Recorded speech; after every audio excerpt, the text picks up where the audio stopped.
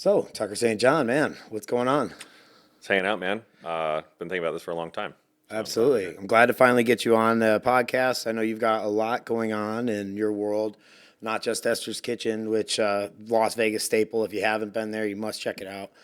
But you're also doing this really cool cocktail competition that I want to talk about at some point as well. But tell the world a little bit about yourself and how your whole journey started. Yeah, man. I never meant to be a bartender actually.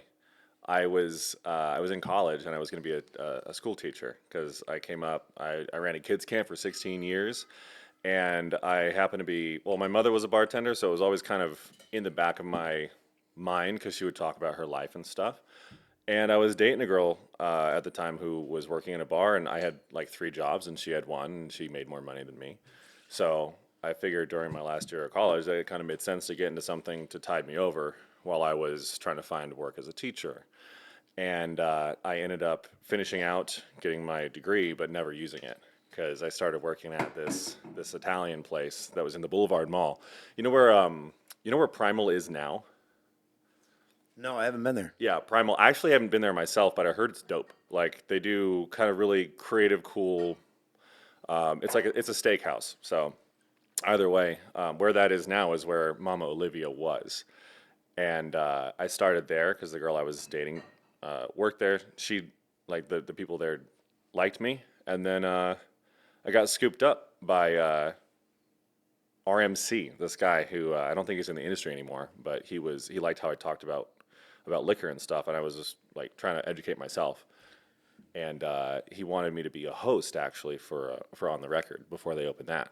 RMZ. Yeah, Ryan Craig. Oh, okay. Yeah, yeah, That rings a bell. yeah. He was like a VIP host guy. I don't know exactly what all he did, but he's a really chill dude, and he brought me over, and I told him I was like, no, like I want to bartend. And he still helped me out. He still gave me the connects, and I got in as a bar back at On the Record, which was like at that time like the only club I would have wanted to work in because it was more like craft cocktail forward and it was rock and roll, which I don't like any of the any kind of music that's like EDM and stuff is not my bag. Okay. You know. So classic and like the old school stuff more Yeah, still calls yeah. to you. Maybe alternative. Oh, absolutely. Like I like all kinds of music. I just like club music isn't really my thing. So I didn't want to be around it all the time. And they still like they play like dance music and stuff On the Record to this day, but just the whole vibes, like if you've never been there, it's like the Houston brothers from LA like designed it. It's based on Break Room 86. And so it's like walking into one of their places and very hip, very really cool vibey, right? So anyway, I ended up there, and then it was time to move on because I got my port card. I did a small stint at Vanderpump for a second, and then the world ended. It was like 2020, so they shut us down. And meanwhile, I was also working at 18 Bin, which was the sister property of Bin 702. I worked for a group there, and I'm still friends with them to this day. But after that, I was bartending there, and after that stopped during COVID. I ended up getting a job at Esther's because when I was downtown, I was getting to know everybody, and everyone was saying Esther's Kitchen, Esther's Kitchen. I made friends with people that worked there, and ended up hanging out. I ended up at Keith Bracewell's house one night, and he gave me some cocktail books. Not knowing who I am, he just liked me. Like we had become friends over his time, but we didn't really know each other that well. And eventually, yeah, like COVID happened and he got promoted and he said, "Hey, I need a bartender." And I started as the daytime bartender when I couldn't even have people at my bar because of the 6 foot rule. Cheers. Cheers. Oh man, so this is that. Okay, that's Oh a yeah, yeah, good indicator of the time. yeah. So this was like June 2020, right? I was sitting around hanging out with my small circle of friends. We skated up and down the strip when there was no traffic and everything. And anyway, I did that, and like people got it. Like people were still getting sick after that, and so I got some night shifts. And I was like, oh, this is the shit. Like, this is it, man. And I kept getting night shifts, and then as people do, they moved on, and I went so far. Like I kept with the company, and I got promoted, which was awesome. And then ever since then, I've been trying to figure out how to lead the bar the best. Well, I want to say you really shown up pretty like as soon as you kind of got your new role and had the the power to enact programming and stuff. I've seen, not that Esther's ever wasn't always something big, but it just seems like now we're coming into this new age of craft where I feel some of the pretension has dropped, Oh yeah. and like cool things are being done, and you can still go like over the top with really unique ingredients and preparations at certain points at certain bars. But there, it's like a very cool atmosphere. You have upstairs, which has that beautiful new like half horse or like that horseshoe bar. That I can't wait to actually. I haven't had a beverage in there, but I've been in there since before when it was getting built. Yeah.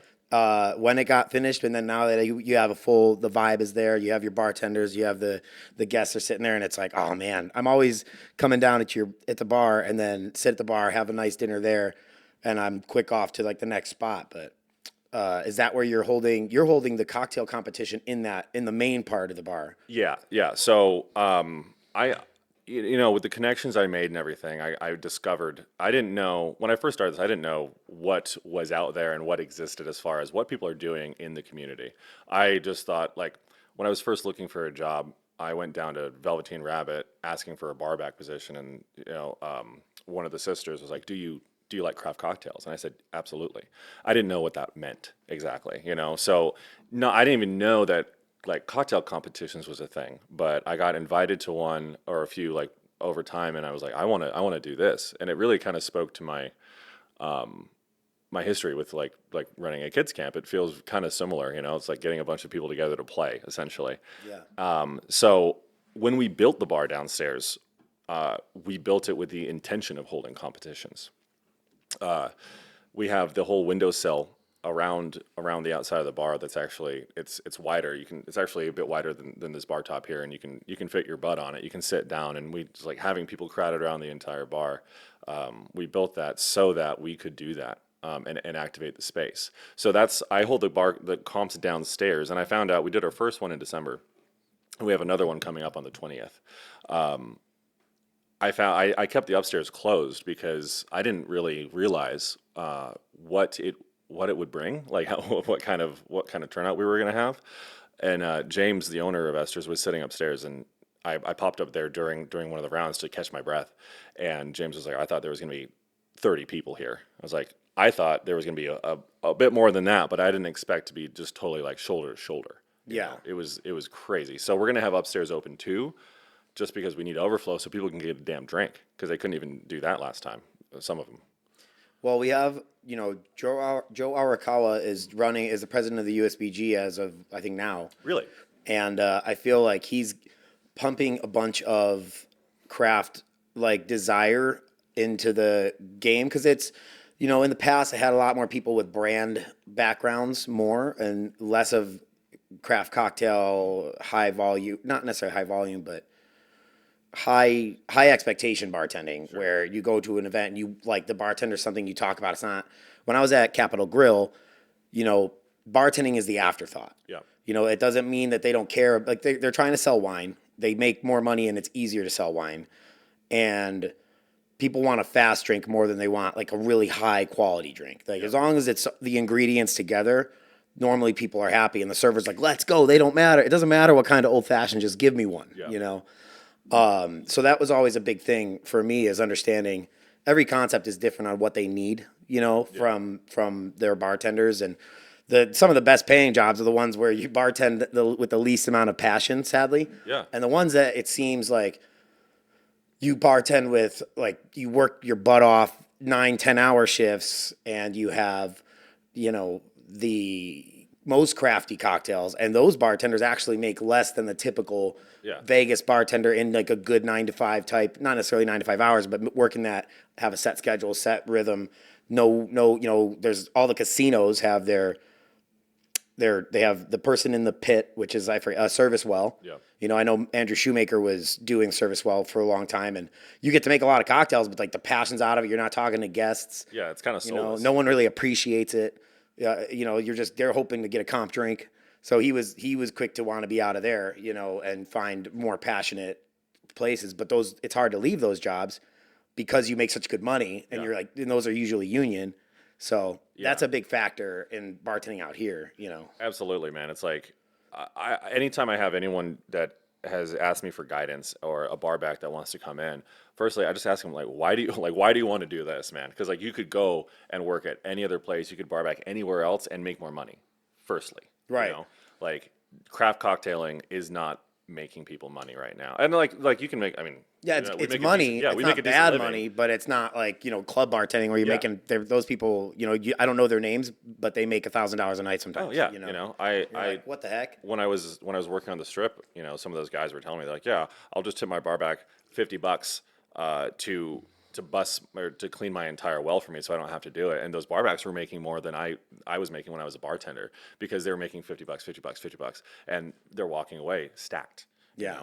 It's like, but again, it's like, I think that's way more boring. And Right. It's just, it doesn't speak to me or like I like to have a creative job. I like to have something where I feel like I'm affecting people actually, and I think that as bartenders, it's our job to, like, our job's people. It's not drinks. It just happens to be like we use drinks to do that, 100%. That's why, especially nowadays, some people feel bad because they're not getting a beverage, and I'm actually pro getting a non-alcoholic prosecco. There's a Frisione or something that I enjoy, and I drink now. I'll drink a non-alcoholic prosecco because I still like to feel like I'm having the conversation and I'm, participating, but without beverage. And it's like when people like feel bad that they're not getting alcohol from the bartender, I'm like, relax. I'm not. I don't need.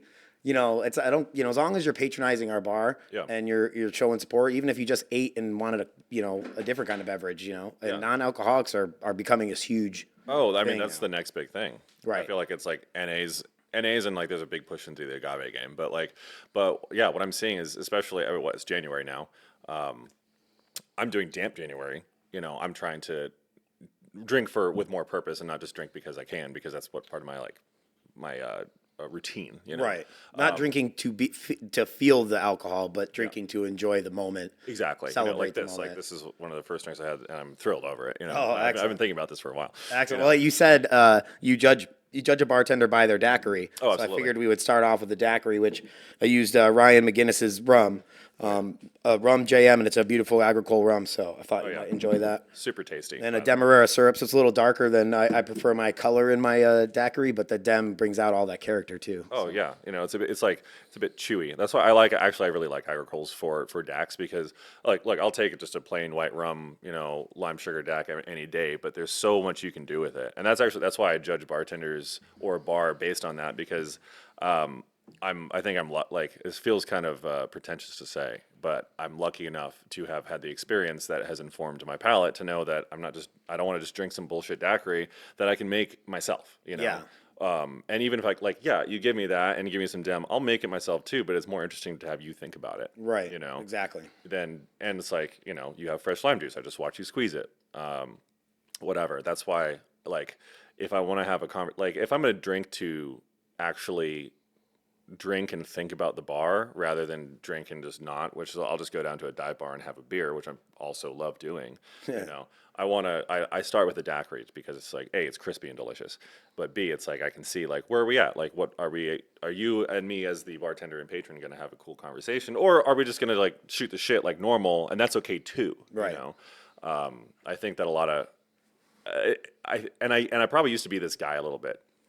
But I think a lot of like newer bartenders like to do the whole stump the bartender thing, or like they really want to talk about, like mixology, and it's like, okay, guys, like, can we just have a drink here too? Right. So that's kind of like why I like to start with these, because like it provides a nice baseline. And that's the cool thing about, when you do these craft cocktail competitions, because I'm there with the intent to kind of engage in my creative side. Mm-hmm. I want to talk about it more than I would usually, versus when I'm out to dinner, and I've mentioned this before, is if I'm on a date, there's a difference on how I want to be talked to by the bartender. Yeah. I like know when their time to go. It's like being the best wingman. Oh, absolutely. Like to the man or the woman. Yeah. It's like, come in when it seems like they needed their conversations kind of hit a lull, and you're like, whoop, what can we do? Oh, yeah. And you're kind of helping smooth over. That's why so many people like to go to bar tops for dates. Oh yeah.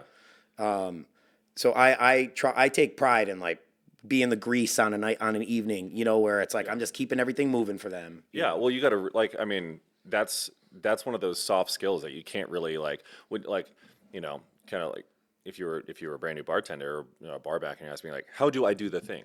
Well, you just have to.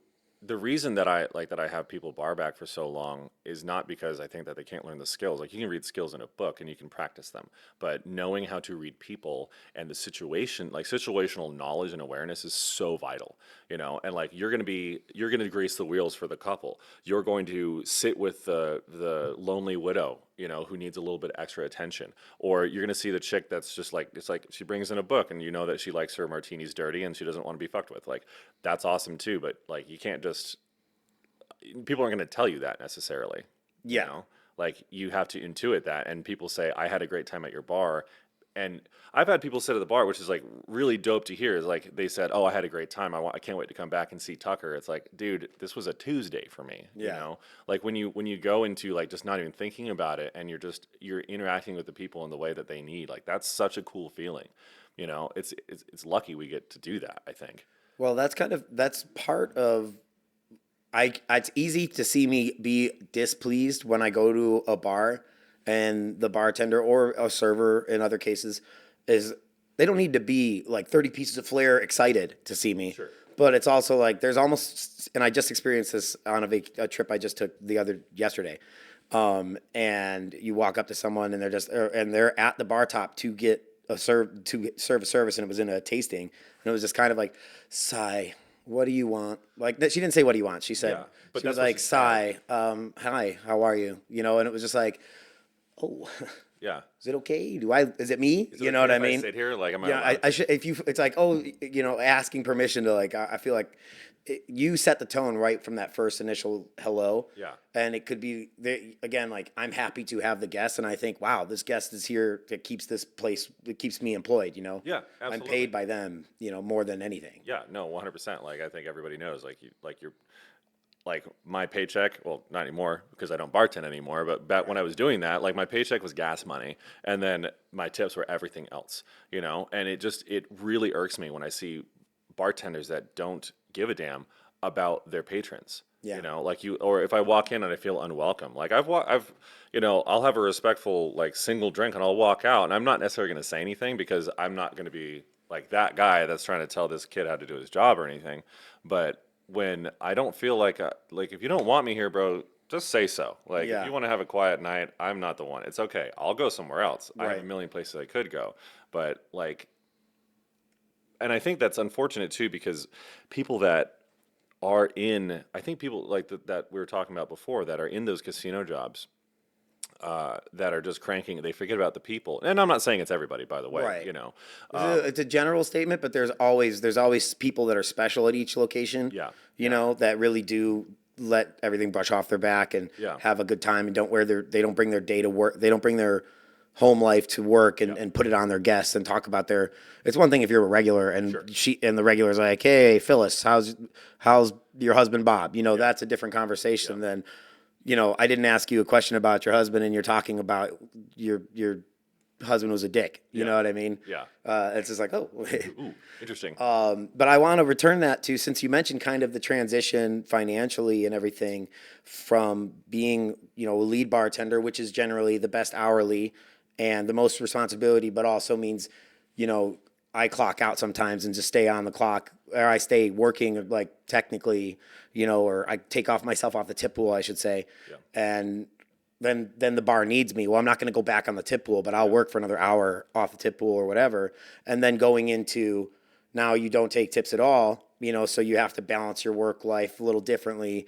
That disposable tip money income you don't, when you don't put it in your bank, you don't think of it the same way. Yeah. Because it's like in your pocket versus, you get that little bit on a paycheck. If you're a bartender, most of it goes to taxes. So like we'll get a tip. And even if you pay us in cash, a lot of bars make us turn in the cash and return it, and they return it to us in the form of a card, so it can be all documented. And then at the end of the month or whatever, when I'm getting my card filled by the company, they're taking out taxes. So I don't see paychecks. Whereas now you see only paychecks, so it's a different way you budget your money. Yeah. And does that make you less likely to want to do this job? Is it for the passionate only, or? I mean, the the I don't want to say anytime I've said that the only reason I do this is because I'm trying to learn, is that not actually true? Because I actually do like being in charge of things. Like I like being able to stamp my name on the program. You know, that might be a little bit self-serving or maybe a little arrogant, but I like to be able to say you know, I inherited this program from amazing people, and I'm keeping it going, and we're doing even new things and other cool shit. You know, so like that is part of it for sure. It is also, it's nice to have that on my resume. Of course. You know, but it and also, to be fair, I probably am one of the higher paid people in my position in the city, because they're very good to us at Esther's Kitchen with things like that. You know, That's incredible. I feel very lucky. You know, Yeah. when it became evident that I had to step out from behind the bar, we were a couple, maybe 2 months into the new space. Like we moved from a what is like 3,500 square foot location to a 10,000 square foot compound, basically. Yeah, Like what you can, as a guest, what you can see is you could probably physically walk into half of what we actually have going on. You know, the kitchen is massive, our back patio is massive, or we have offices, et cetera, et cetera. And so just with how busy we went from an 8-seat bar that was maybe double the length of this current bar to a 26-seat bar with 3 sides. You know, Wow. crazy. And so I just couldn't be back there anymore because I couldn't effectively run the program. And when that was clear, I told James, I was like, listen, man, like this isn't like, it kind of came up where we needed somebody to take over more responsibilities with beverage and wine and things. And I was already thinking about the fact that I should, like, this isn't working for me either. And it wouldn't work for me also if I lost money and just did like a floor manager salary or something. And James agreed. And I actually had a number in my mind that I would take, and he offered me something higher. So it wasn't, Whoa. which was dope. Like Unheard of. so fucking cool, dude. Right. You know, like he was like, yeah, this is worth it to me, and I will pay you because you're going to do these things, et cetera, et cetera. And like he's a pretty savvy business guy. It comes with you a know. list of responsibilities. Sure. That means Yeah. he can actually have someone to look at and go, Yeah. hey, Yeah. what the, you know? You're the guy. Why is this not getting? And to be fair, like that weighs on me too. You know, it's like I know that, and I think that's a great way to lead. You know, you know the value of the people that you have. You know what you're asking, and thus you pay them appropriately, but you'll also hold them to it. Yeah. You know, and I think that's a lesson a lot of people could take. That's how I try to, you know, now that I'm not bartending anymore, I try to set examples for my bartenders and my barbacks. I won't ask anything that I won't do myself. You know, things like that. I think leading by example is very important. Key. It's so key. But like, I still could probably be making more if I was at like a really busy bar, you know, crushing it. But I want my own place. Right. Okay. So that was going to be my next sorry, question. I'm very long. That's a beautiful answer. Hey, that's the whole point, is to Yeah. get an in-depth answer to like some of these questions that might be burning a hole in Yeah. not only bartenders' minds, but I can't tell you how many patrons are like, you must make a fortune. I'm like, do you think that every tip goes to my pocket? Because wish, bro. it's like that gets cut 10 times. Oh you yeah, know, I'm paying. You know, we're tipping out people, or at least not at Esther's, but it's like some people at some locations they have to tip out, you know, their barbacks, the hostesses, the porters, you know, like and on down the line until you get what maybe 50% of that tip. Yeah, if You know? and that's in a good. That's if you're lucky. Yeah, you know. you know. But it's good. I do actually like full pools. Like I like a house to be a pool where it's, hey, if you excel, this is your next. You get this percentage of the pool. Yeah. Like Yeah. Versus tip outs that are specific. Oh, here's my judgment of what you get today. Like hate that. Yeah. Even if there'll be like a rough percentage, and you know the server that wants to get taken care of more will take out of their tips in hand to the person. But where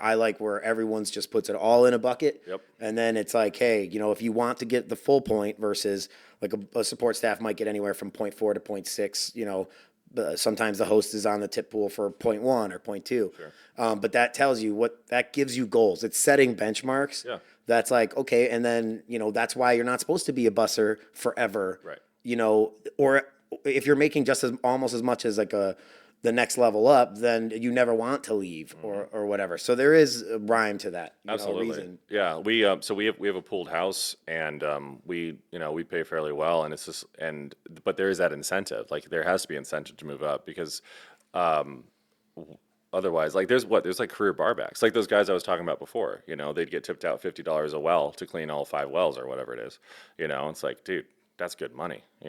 But your body breaks down after a while. You just can't do that forever. Right. Naturally going up through the ranks is important, and even like, I mean, that's even true with bartending too, though. And I feel like that's something that we lose out on as a as a species of as bartenders. I was talking to one of my bartenders recently, and he's he's been in the industry for I said 30 years, and he's like 39, so that's not actually true.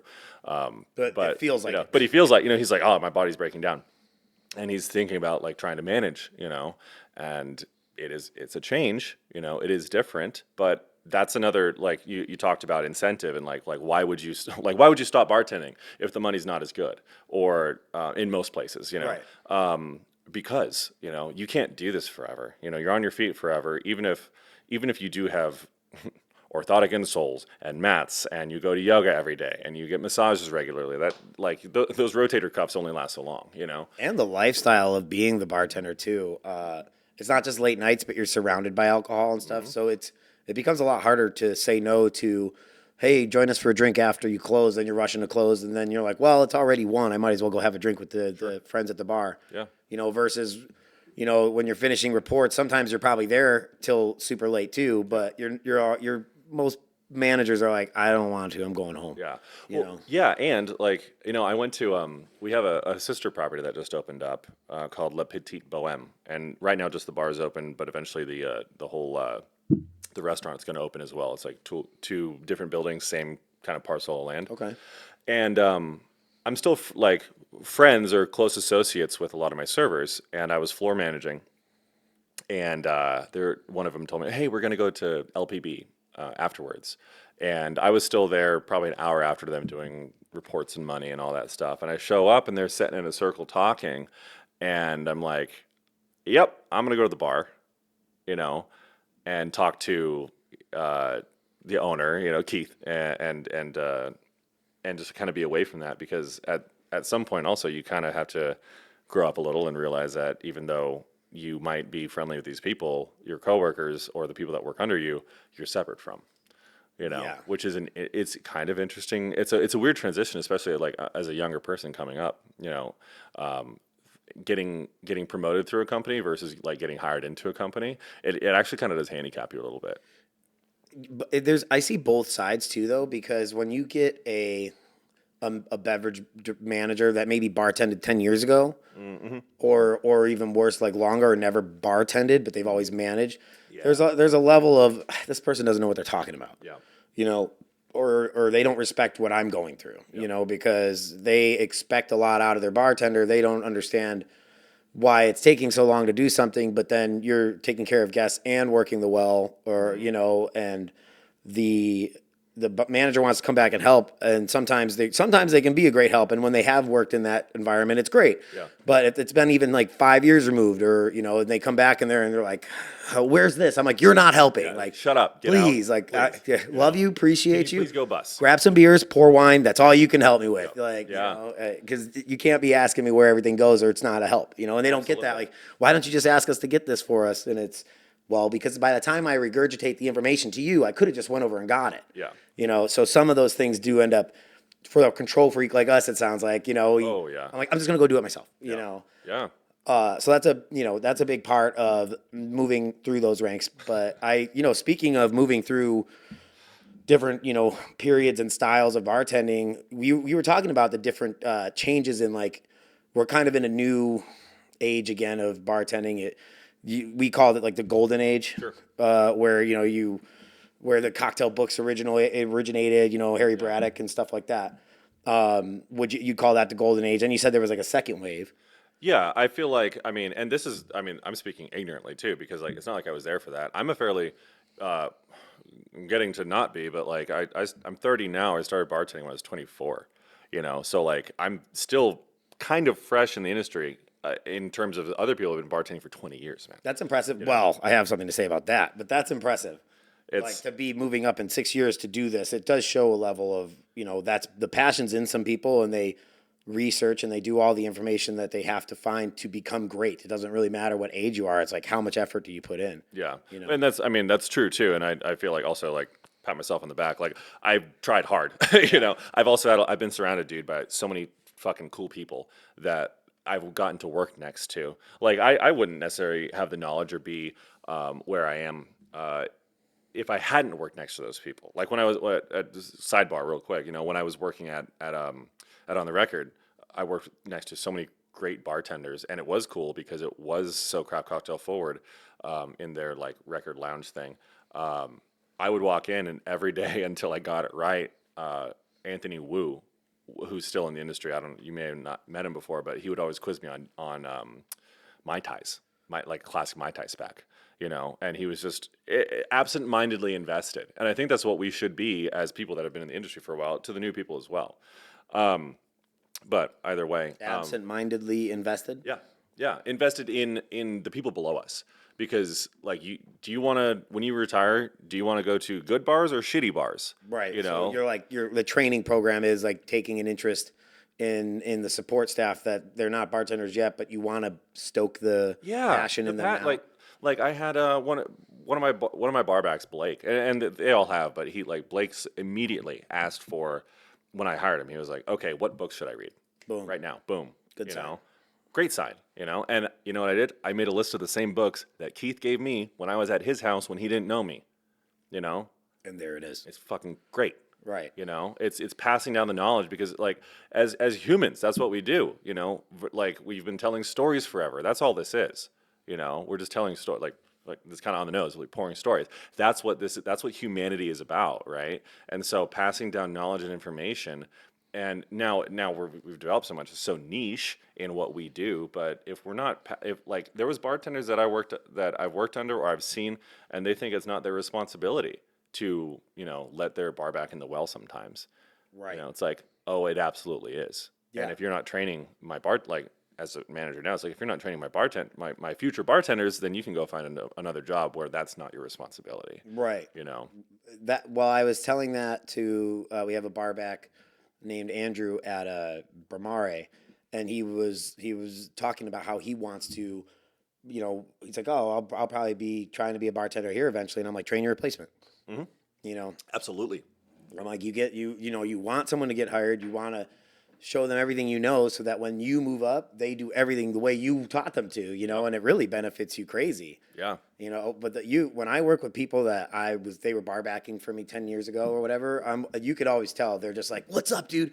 Like this is what I've been doing. This is how, and you're like, damn, are you better than me? And they, especially once they reach my age, they will be, you know? Absolutely. Look, man, I'm not going to be the best bartender in the world.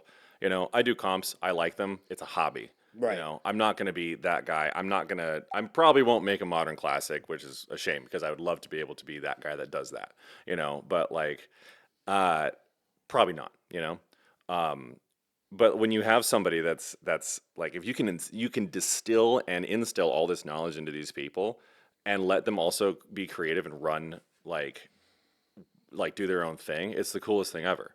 I had this, and I want to get back to what you were talking about, like where we are in bartending, the golden age and everything. But I'm excited about it. Like I had this barback who's now a bartender at La Petite, named Rocco. We had this, have you used the Sunkist juicers? It's like a 3rd horsepower rotary juicer. Oh, yes. Yeah. So if you mess up, it hits your hand pretty hard. It tears your fingers off. Yeah. So Rocco, one day I was walk back, and he's bar backing, and he's just juicing. We juice by hand every day. And it's the lime attachment that sucks the most, because it's narrow and it's hard to hold the lime, and it sucks. That's the slipping. Yeah, that's you're like, oh god. Yeah, you're gonna rack your fingers. And what he did was he took his lime and he cut just a 1/3 off of it, so you could grip it better, and the spindle fits in the lime, and he's just flying through it. Boom. It was like, I know it's I've simple. been doing this for years and I never saw it. Yeah. And he figured that out, and Right. that is like the sickest moment. Because it's not even that I taught him that. He just figured it out. And I'm like, you're flying. I'm like, I'm walking. You're Right. flying, you know? That's awesome. Coolest shit, man. I want you to switch spots with me because we talked a lot before even getting, because I know we normally try to do 3 cocktails, but I want to get you up here, get you to stretch the old muscles that you have so well, and get you back on the bartending side, because we were going to talk about the difference of espresso martinis and stuff. Oh, yeah, absolutely. So yeah. boom, I got your espresso right here. You have some Dem. We're going to use our Weber Ranch that was donated to us by Weber Ranch, so they're our new product sponsor. All right. Yeah, man, the last time I was bartending, I actually I had to fill in at our treehouse upstairs. And I was it was supposed to be a chill night, but the yeah, do you want to do it? Move this around here. These are too clean right Too there. clean? Oh, bum. Yeah, man, it was supposed to be a chill night, and I got called in because all my bar staff was like sick. And I was like, okay, I'll show up, I'll do the thing. That's when I actually had to. Oh, thank you for adjusting that. Didn't want to mess it up. That's when I was supposed to be on here. That's perfect. I was supposed to be on here originally, and I told her, I was like, dude, I got called in to bartend, last week. I got completely crushed, man. I had, like, it's a single person bar. I had all my seats filled, and it fits about 30 some odd people, comfortably. I had all the couches full, and I had every seat full. We have 7 seats up there, 8 seats, and then and people standing behind. And I was like, when I was fast, I would have been cranking, but probably okay. But man, I haven't bartended in 6-8 months since, I'm like, oh, so like I woke up, I was sore the next day. Like, talk about shaking off the rust, man. No kidding. Yeah. Damn, dude. I noticed that when I went to Chica, my buddy Adam was like, come and work with me. So I was like, heck yeah. And then I've been doing events a lot, and you're making maybe old fashions, but even then you're like a lot more wine pouring and beer popping than making any kind of craft cocktail. And you're going to make 3 total, but these are pretty big. So you'll be, surprised. But yeah, so, getting there, and everyone's been bartending there, and they get crazy on like Friday, Saturday nights. They sort of have like a Latin night for a few hours and with a DJ, and they would, man, my first couple days, I could just tell it's like they're looking at me like rolling their eyes because they're like, dude, why don't you have snappier movements? And it's just one of those things you get out of the habit of being snappy, and you just kind of it's atrophy, Oh, absolutely. It's crazy. Yeah, and it's kind of interesting too. It's like you like learning. It's like relearning yourself. It's like you got moves. The coolest thing is flow state, right? Like when you can just not think about anything, and it's like a high. Yeah. And you're just like moving. Everything is. You're snappy. People are watching you. Yeah, and you feel dope. You're like you're a rock star, man. Yeah.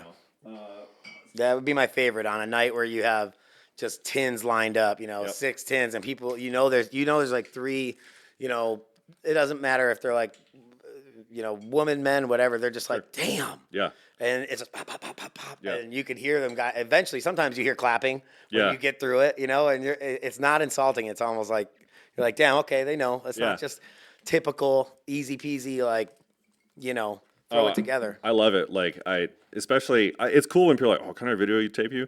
But when you're bartending and you got people like right here and they're talking as if I can't hear, because I'm like, you're so focused, and they're like, oh my God, that's so cool. Oh, he's so fast. Like, it's like, yeah, I am. Like, It makes you go faster. Yeah, like, yeah. It's like nothing. Yeah, it's dope, man. It's like, it really is like being on stage, and it kind of scratches that itch too, because like I think as bartenders we all probably want a bit of attention.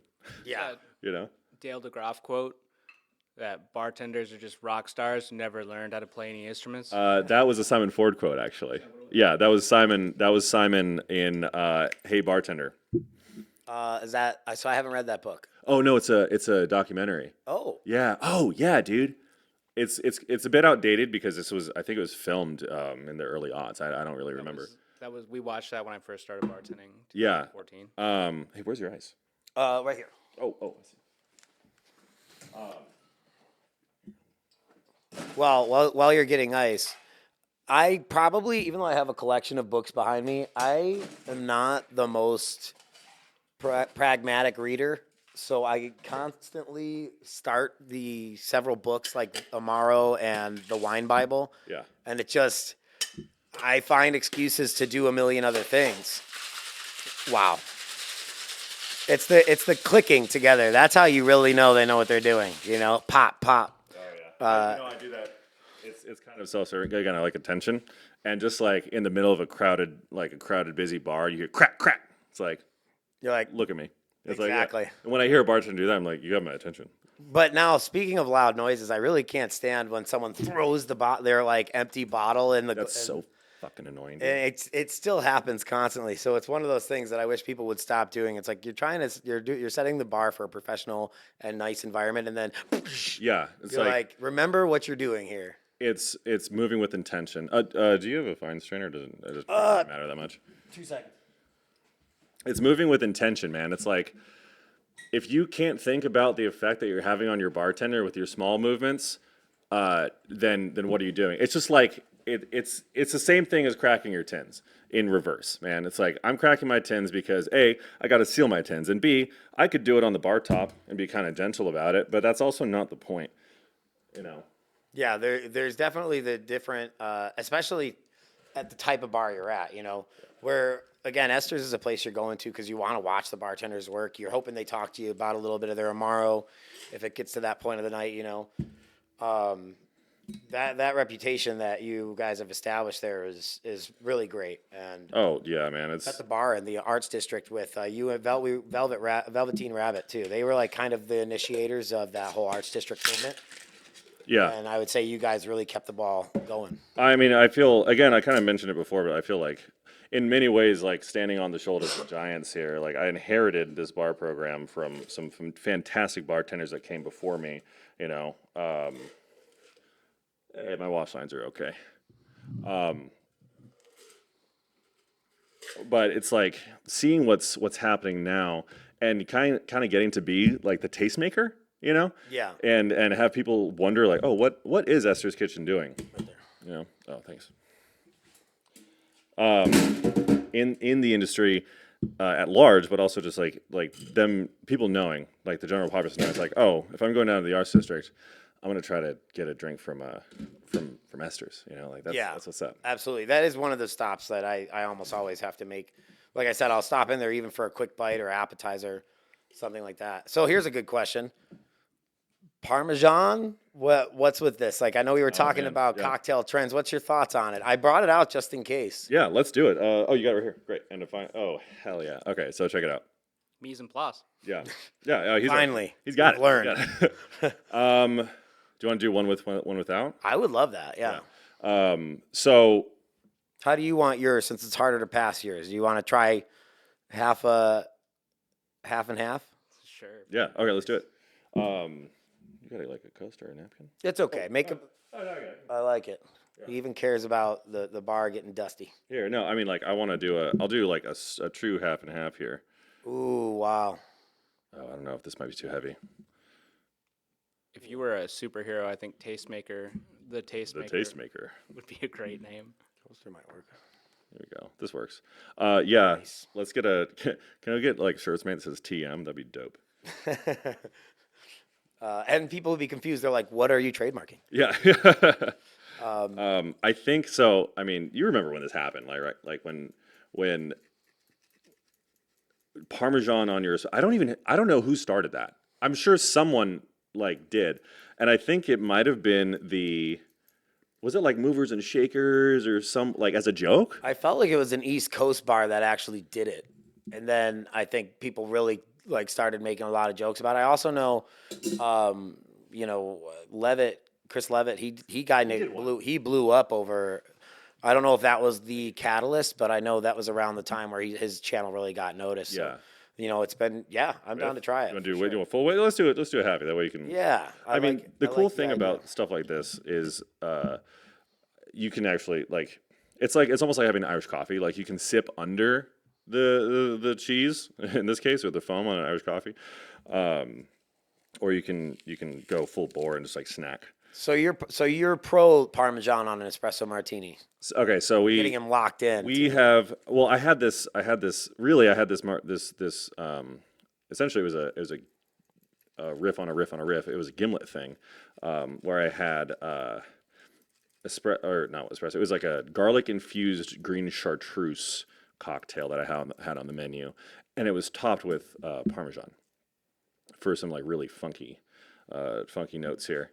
And You're not playing around, too. You put a good portion on there. I think you probably should. would have underdone it if I had been chosen to give the proportion. I think that you have to put a lot because, and mind you, so he was one of my leads before, but Jonah worked with me at Esther's Kitchen. He's the bar manager down at Le Petit Bohème. Now, we played with it a bunch. He did like cheese infused, like you take like Parmesan rinds and do infusions with that because it's got so much oil. You can get a lot of flavor out of the rinds.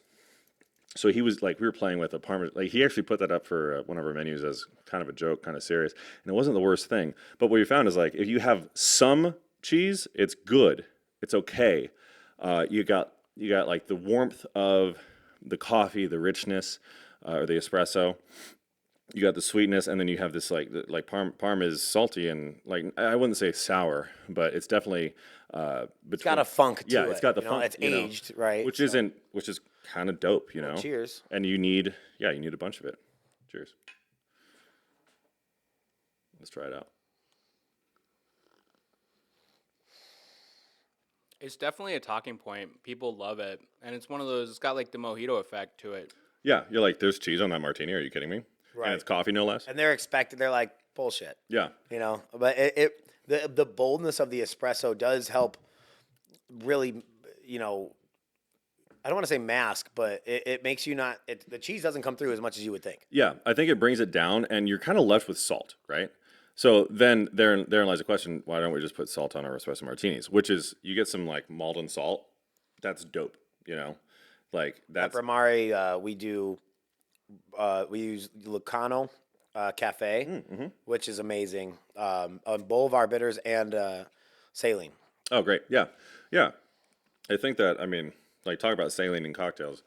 I think that, and talk about espresso martinis. It's like there's these trends that we get caught up in, and that I think that we can try to pretend like we're not part of, but we definitely are because our guests drive their experiences. You can put something up, you can put something together, and you say, I hope you like this. Really is what we're saying.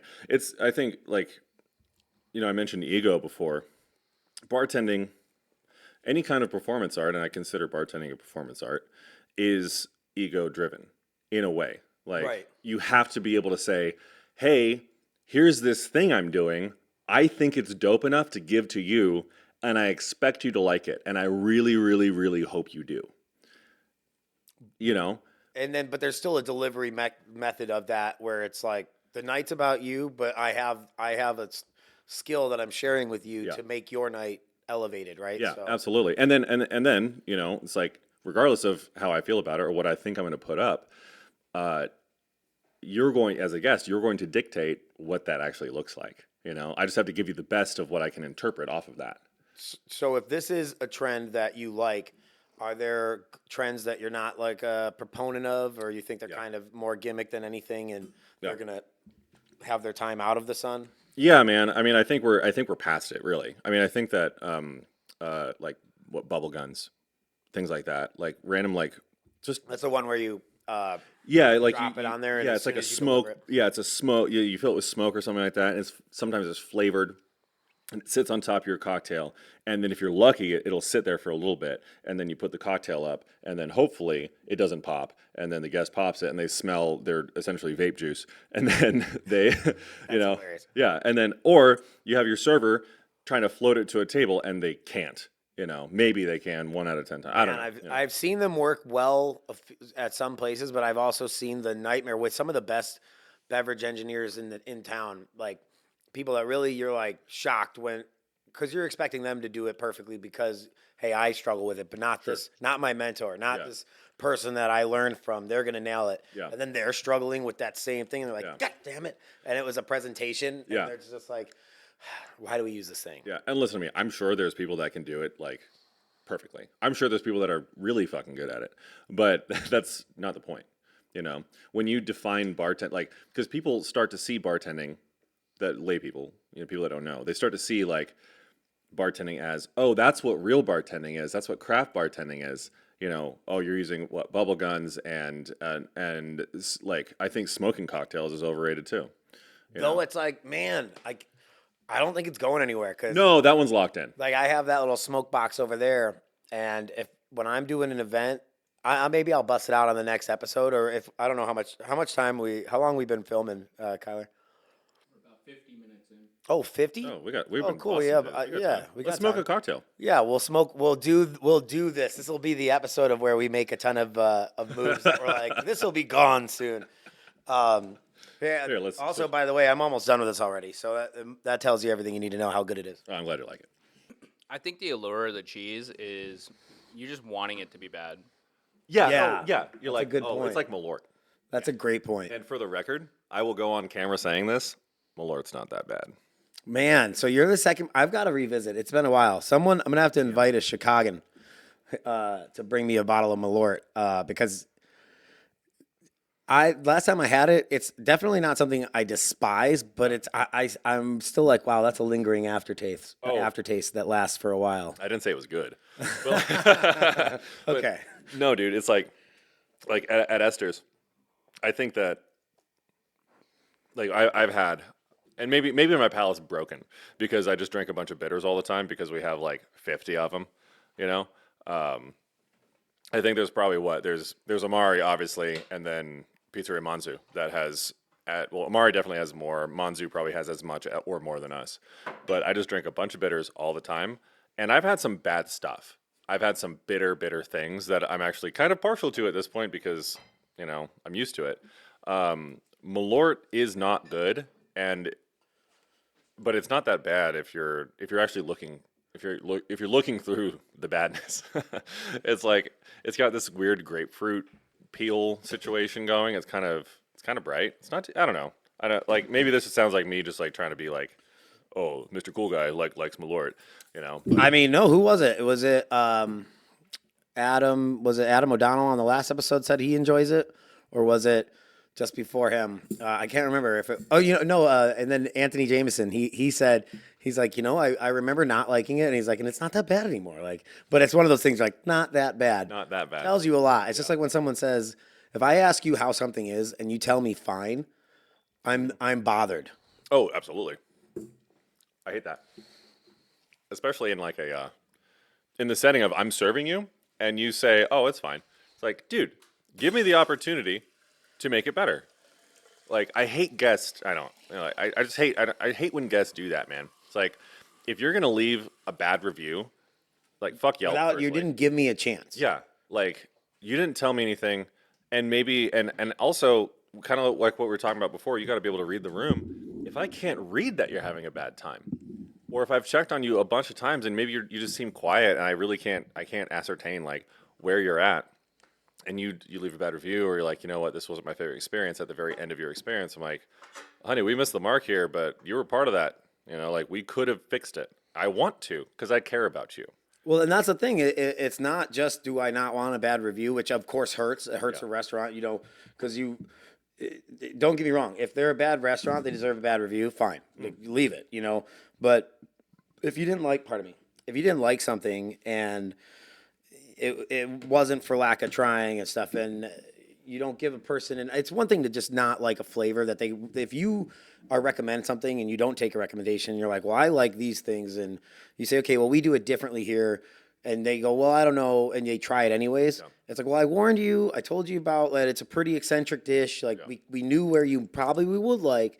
You didn't take my suggestion. Now you're mad at me that you didn't enjoy your meal, and you want it to. You wish you could have changed their evening. Yeah. You know, and that's just one of those things. But I wanted to show this because we were talking about how that's what people want to see. People want to see the show still.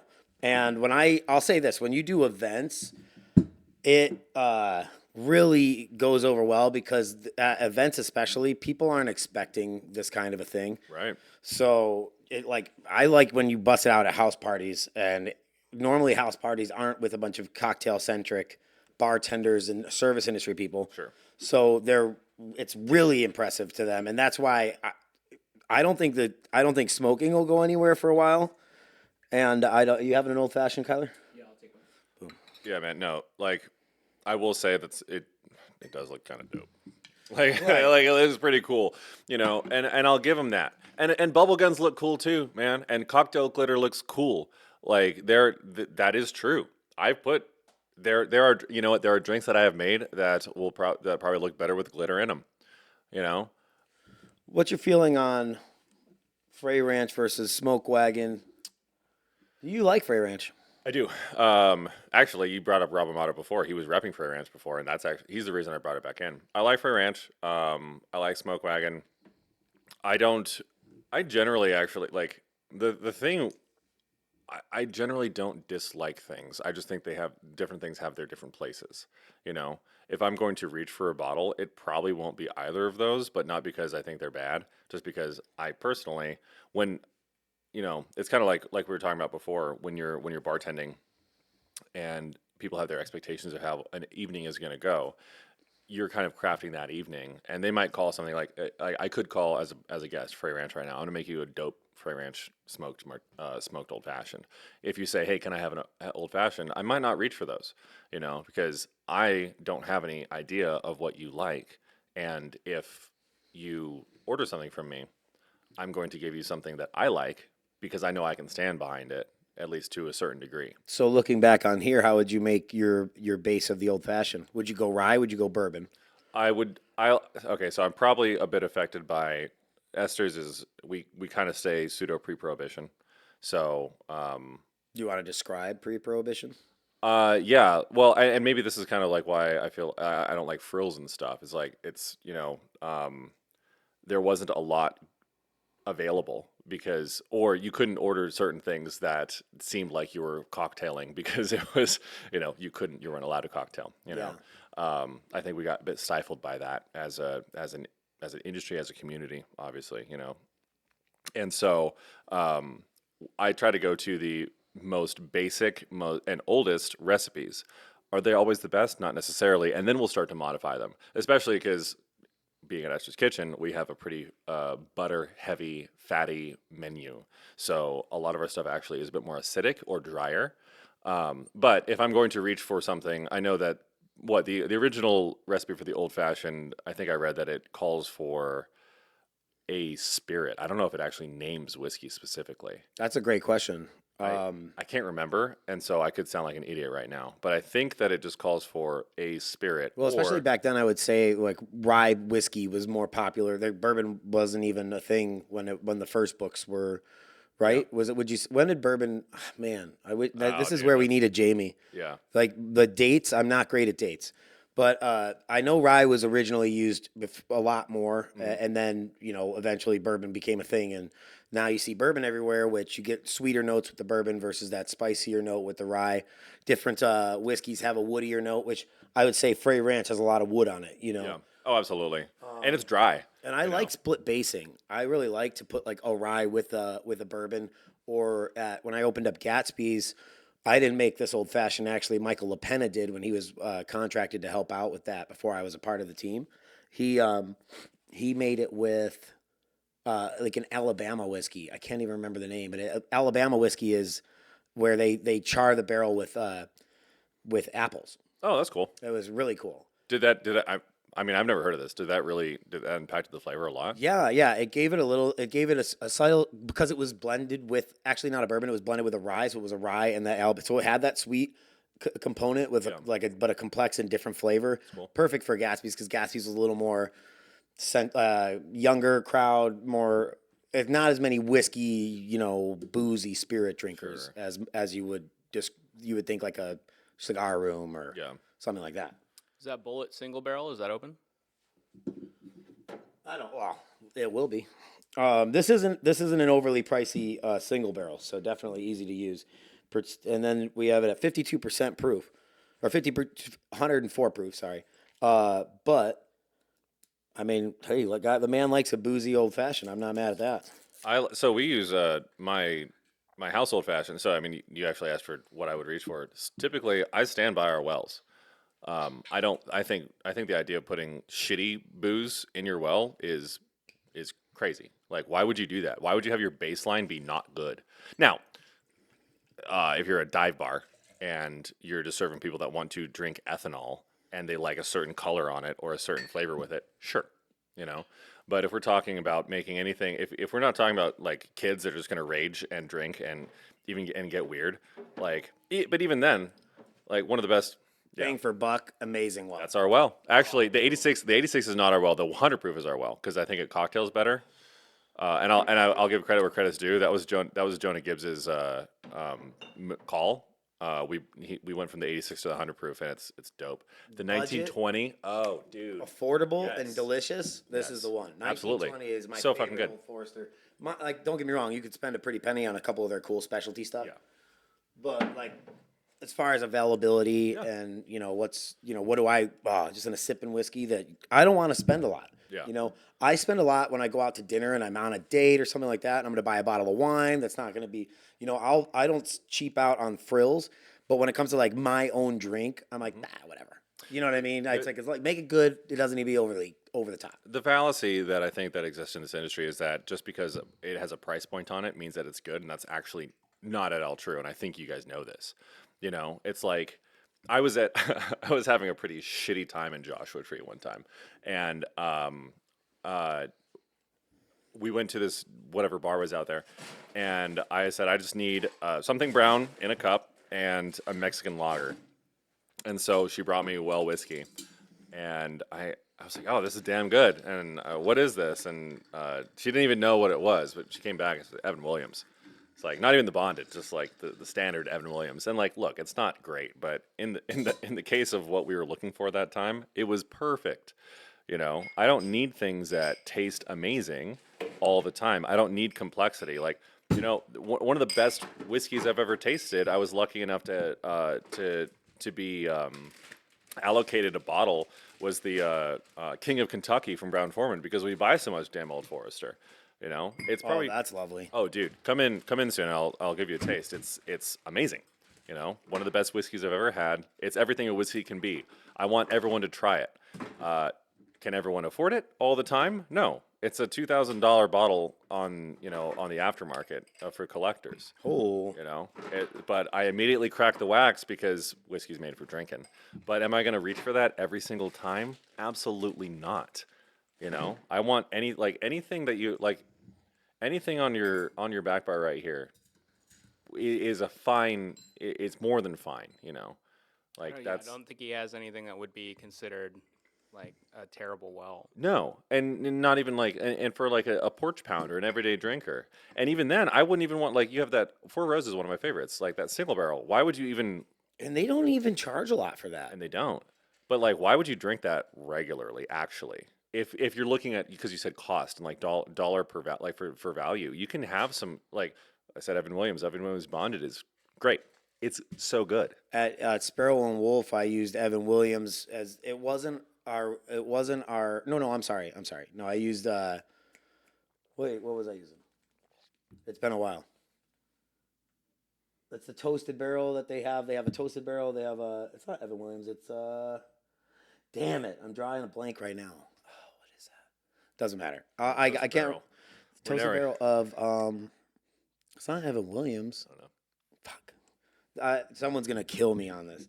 But at Bramari we use Four Roses, just the standard. We don't use the yellow single barrel. But it's like there's nothing wrong with that either. No, not at all. When when I'm rushing, when I'm doing my orders, I sometimes put it like I'm ordering Four Roses single barrel, and I'll sometimes just put Four Roses, and they send me, they just they'll assume or whatever, and they'll send me the yellow label. I'm like, okay, cool, that's a nice little treat for the staff or whatever, for like a little office bottle going on. I'll say this: that's my favorite kind of boss is one that understands. Like at the end of a shift, everyone should get like a shift beer. Constantine's so cool about that. He lets, especially because the chefs, are underappreciated. Yeah. They get to have a beer at the end of their shift if they like, and just to say, hey, I appreciate you. Absolutely, man. Like these people are, especially when you work in a restaurant. I think that we have to take care of our people. You know, we have a really cool thing at Esther's where the guest can elect to tip the kitchen. You know, like it's buy them a round of beers, but and some people love that idea. They're like, oh, I wanna get the kitchen fucked up, but it's really it's like let's give these people some money. You know, and they deserve it. I think that I think all people that work in kitchens and anything in a restaurant should get paid more. I think they should have the opportunity to be tipped. You know. Yeah, but it's hard to get everybody on board with that. Oh, absolutely. But like, and at the same time, like, do I want my paycheck to be smaller? Not really. Right. You know? Exactly. It's a tough line to figure out where, because you again, they need to make them make money, but it has to be lucrative for you to stay in it long term. Right. You know, so like we all got to pay bills, and that's why I think that like giving the I think that the general populace doesn't think about tipping those people. They just they I see you, I'm looking at your face, you've served me, and thus I think you deserve more money. You know, because it's our American tipping culture is that's what it looks like. You know, but I think that people don't think of the back of house, like who's changing the trash? Like, don't they deserve a livable wage too? You know. Absolutely. That's oh, you're not gonna smoke yours? I didn't want to do another round just because I wanted that continuity. But I wanted to make sure that my guest got to enjoy it. My editor deserves one, you know. Cheers. Salud. I know this is trendy with Bulleit, but do you know the story behind Bulleit? No. So, and it's been a while since I've looked into this, but the guy who actually reopened the Bulleit distillery. So this used to be a pre-prohibition spirit, the bourbon that they would make, right? And I want to say his name was Adolf Bulleit, the initial guy who would distill it. What a That name. name didn't age What a- well. Yeah, It was- no, yeah. no. Fucking history. So pre-prohibition, during prohibition, he's continuing to distill this bourbon, and he just goes missing one day, just disappears. Nobody knows what happened to him. So his great grandson is a lawyer, comes across his great grandfather's recipe for bourbon. I thought you were gonna say corpse. Right. Comes across the recipe and decides to close his practice and open up this distillery and create Bulleit bourbon. Amazing. Yeah, so yeah, I thought it was really neat, and I think it's an underappreciated thing, but I think it's because it's one of those kind of people really like it, and Oh, sure. it popped off in popularity. But I thought the story was really neat. That's so cool, man. Like one of the biggest things that I love about this outside of the people aspect is the history aspect of it. Because I was going to teach history, so I get to kind of scratch an itch that in my daily job that I didn't think that if I didn't teach or curate a museum or something like that, like I didn't think I was going to be able to do. But it's so relative to alcohol, like in general, is so relative to the human experience. There's a reason like whiskey, aquavit, vodka, all of these names derived from something. Excuse me, something that has to do with like the water of life or something like that. If I remember correctly. Yeah, absolutely. Some version of like basically this is life. This is part of life. Yeah, absolutely. Like I think that's incredible.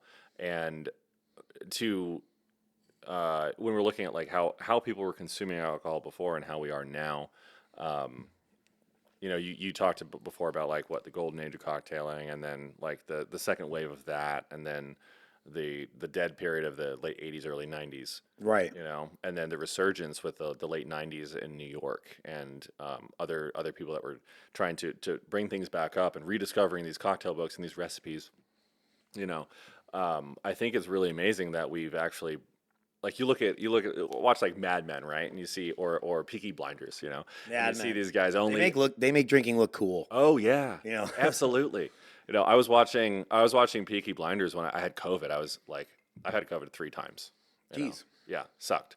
But the worst time was I was just sidelined. I had nothing to do. I watched all of what existed of Peaky Blinders at that time, and all I wanted to do was have a glass of whiskey, like a proper glass of whiskey. I tried, and I couldn't taste a thing. It was completely worthless. Wow. But they make it look so damn cool.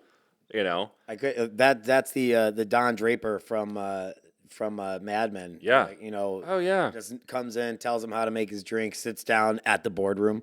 You know, Yeah, it's yeah. like Let's there's bring back there's the a free person martini in there lunch. to make a drink while you talk business. It's Dude, like, didn't you tell me you actually made him a cocktail?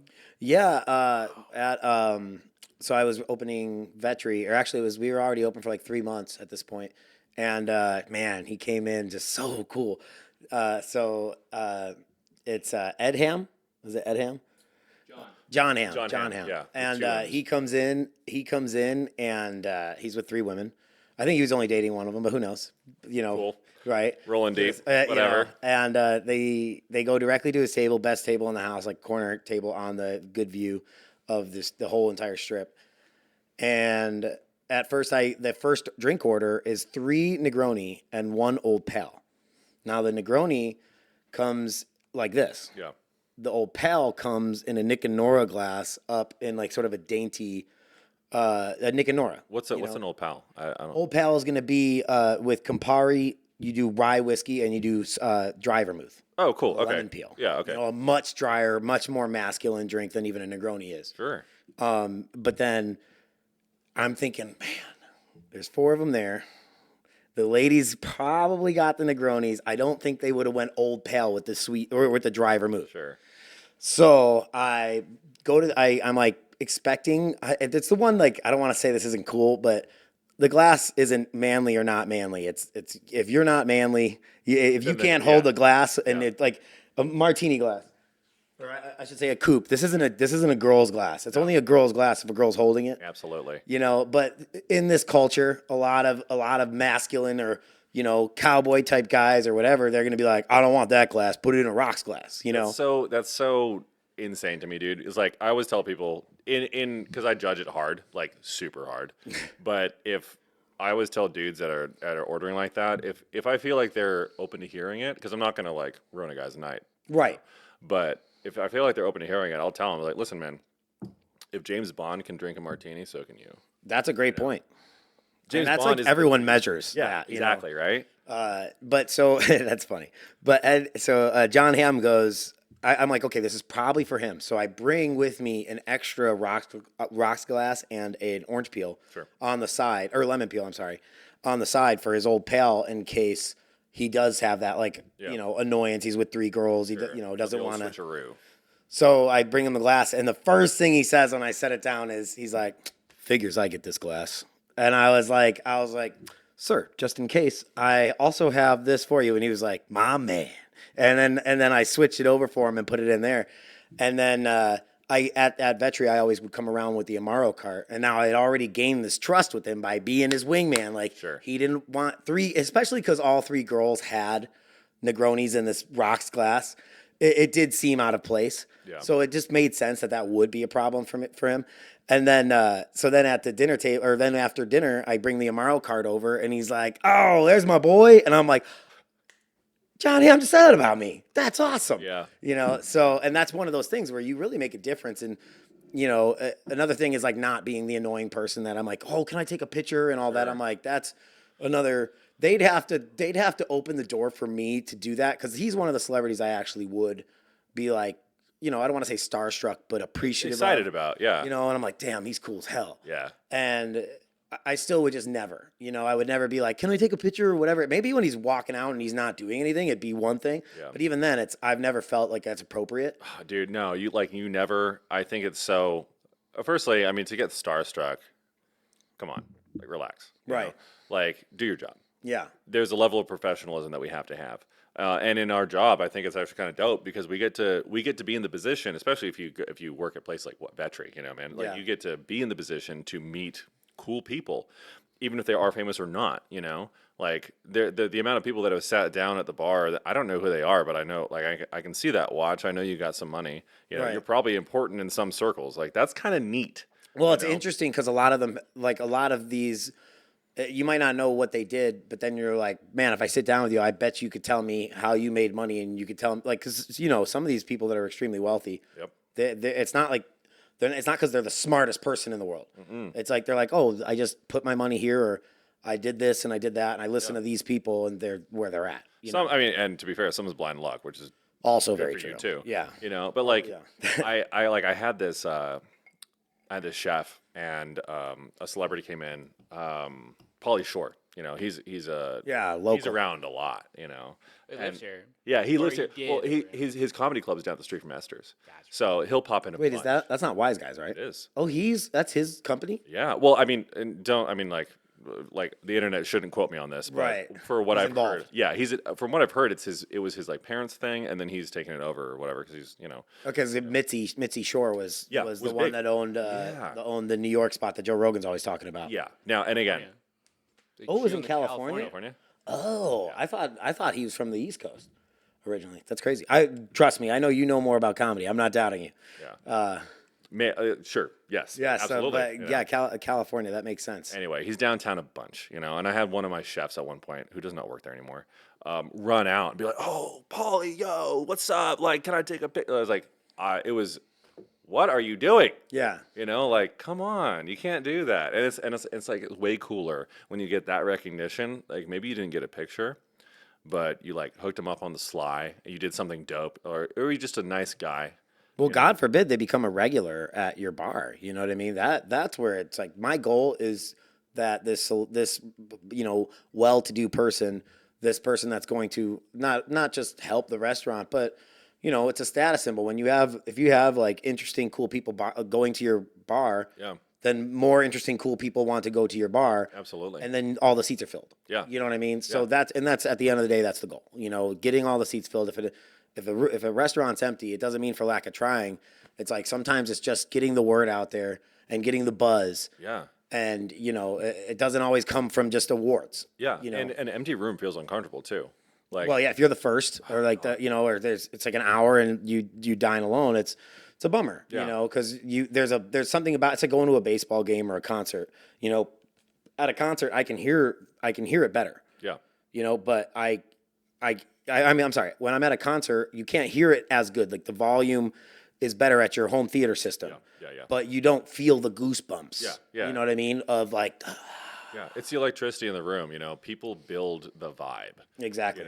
Like that's something that I'll be honest. Like we struggle with upstairs in our what's called the Treehouse, the upstairs bar. That's a great name.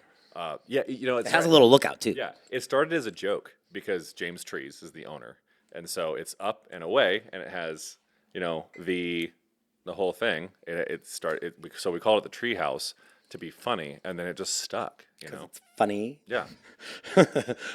Anthony De Maria. That's like one of those quotes from here I'll never hear because it's funny. That's Anthony De Maria inside joke. My apologies. No, that's That'll fine. be He's here great. when you're I ready. love Anthony. Oh yeah, I'll catch up shortly.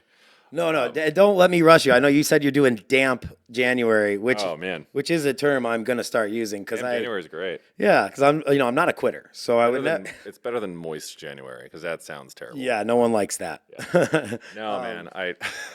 It's a realistic way to be like, I don't like going cold turkey, even if I'm trying to cut off on something. If I go cold turkey, then I miss it too much. I respect it. Right, of I really course, do. respect. But there's this thing like, look, there's so many like prominent, famous dry bartenders, and I think that's fantastic. Look at Nick Talley, right? He has an empire at this point. I have a caveat to that though. Yeah, Mormons. Sorry. They bartend. Are there Mormon? Well, there's probably more bartenders. Everywhere, bro. We have more per capita here in Las Vegas than they do. Yeah, but that's like they're like I grew up. It's called Deseret. Okay. It's like Catholics. There's really no They would current appreciate Catholics. that. I don't think they'll like that. I apologize to the Mormon church. they're not gonna tell you they don't though. Yeah. They're really nice about it. What's your caveat to a dry January? Or Well, to a dry bartender is, Nick Talley owns a bar, but he doesn't bartend anymore. Sure. I don't know Yeah, I don't know when he stopped bartending, if he was not, and all respect to him and what he's done in the industry. But it's just like when you're a bartender, and again, I respect anyone that's doing this, bravo, and I understand if you have an addiction, like please don't drink also responsibly. stop. Yeah, if you have an don't do addiction, it. stop. But I don't want to necessarily get drunk in front of a bartender that doesn't drink because they're like, oh, it's like poison to me. Here you go. Here's more. And it's like, so you want to poison me? Like, why? If it's poison, if you struggle, if you don't think it's something good for you, how do you feel comfortable giving it to me? Yeah. So, and I get that. Like someone might have just a personal problem with it, but when I'm at a bar, I don't necessarily want a 0 alcohol bartender. I never touch the stuff. Yeah. Because it makes me kind of feel like, Like should it's I like a not moral be quandary. drinking? I think that you should. I mean, I think that generally, as bartenders, like you kind of want to be liked.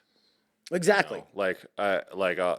I want to be liked. I want you to like me. I really do. Like I kind of feed off that, you know. Like, and I want my guests to think I'm cool. Yeah. Like everyone pretends, dude. It's so stupid. Everyone pretends like they're not better than that, and that's not true. Absolutely not true. You know. Or else no one there, you wouldn't see every single story where a person's walking and talking about Yeah. their day, you know. You know, everyone wants to feel cool. Everyone. That's why speakeasies work. You know, which please God, no one ever make a speakeasy ever again. Yeah, stop calling it a speakeasy. It's not a speakeasy. People call the upstairs a speakeasy. I'm like, dude, there's windows. You're like, it's There's the windows. tree house. Yeah, it's a treehouse. It's for boyhood wonder and ladyhood wonder. But it's like it's not like we're done. PDT should exist, and that's it. And like I'm sure there's other good speakeasies, but See, I don't even know what PDT is. please don't tell. Okay, so I've spent Fuck. Words out. yeah. Oh shit. Jim Roney doesn't know speakeasies. No, like it's a dope. Okay, so PDT is a dope speakeasy. They've been around for a long time. They're in New York on the east side. You go into a hot dog stand that has dope hot dogs, and you have to actually do the whole thing. You get on the phone and you talk to the person, and they let you in through the like the box for the phone. Yeah. The telephone box. Yeah. They let you in. Who knows what those things are Yeah, anyway? Phone booth? nobody. Phone booth. Jesus Christ. What is phone booth? What is phone booth? And it's an amazing experience, and they make amazing cocktails. You know, I don't know how they make money because it's so small, but they do it Why do you still qualify them? as a As a speakeasy that speakeasy. should exist because they do it right, Experience, man. right? Like even you know, and I will call out a local business. The Laundry Room was a dope speakeasy, and it's still, for the record, it's still dope. They make fucking amazing drinks. The Laundry Room in the back of Commonwealth now can be booked online. That's not not a speakeasy. That's not cool. You know, But it's a reservation. when they used to have these amazing, like They were literally laundry pins. a right? laundry pen with the number on it. Oh, And if you cool. didn't have the number, now, okay, to be fair, you can't make money if people don't know about you. But that's why it should be And a you can't little. bartend, right? Like, it if should you're just be a sitting there and little you got part. two people all night. Yeah. I used to work at Tokyo 365, which was inside of Inspire. Oh, sure, okay. Back when what's his face from Zappos owned it, Tony Shea, Tony Shea. rest in peace. Yeah. That was crazy. Oh yeah. But Tony Shea had bought Inspire, and he had a theater, but on the second floor he had a 10-seat bar. So I actually used to carve ice, and I Cool. created part of the menu. And Wow, it was really nice. but it was speakeasy, and it was cool when it was cool. Yeah. But if I'm just, we got no reservations, I'm just sitting there not making any money. Yeah. So that's to me. It's like if you're going to do a speakeasy, it really should be a highlight to the evening that you maybe. It'd be cool if you had the same bartender, right? You have a regular bar, and then you have a speakeasy, and the guy pops back there. Yeah. And then And it's like for almost those like in the know, Yeah. but it's not there to derive a lot of money from. No. There's a couple nice expensive bottles, sure, that you can, but it's more like you don't tell anybody about it except the people that know. Yeah. You ask them not to take pictures of it because the main restaurant should be enough, right? Like if no one knew and the treehouse was more hidden, Yeah. that would be an opportunity where it's like if you don't ask about the treehouse, you don't know about the treehouse. Yeah. It's like you don't like people ask. It looks like they're going to the bathroom, but they went somewhere else. Yeah. That could be something that would work for that. How does that work as a business owner? But that's why I'm saying like a small part of it, like Does it? your restaurant. Agreed, and that's why we're saying probably is like let's call it something different. Yeah. But if it's a tiny 5-seat bar, and it's you're not necessarily stocking like he said it's the same bartender. You're not stocking with its own bartender that needs to make tips from that. Yeah. But give them something cool. Give them like a tasting bar, right? yeah, give so them you have some like unique experience that they can't get otherwise. Than it's almost a comp. You almost want to comp it. almost Like, yeah. You know what I mean? Because like that's the Amaro card at Vetri. We comp that a lot, because it's like that's how we're showing you, hey, you spent a lot of money on dinner. Thank you very much. You were a great guest. We like you. Here's some Amaro. Don't worry about this. This is on us. Here, select. And I do a tasting where it might add up to one shot of 5 different Amaros. You know, That's what I do all the time, man. Like I know you do. Yeah. You're kind to me. Yeah, I love no. you. I appreciate you. Like, but because that's cool, man. You know, I charge $12 for my Amaros.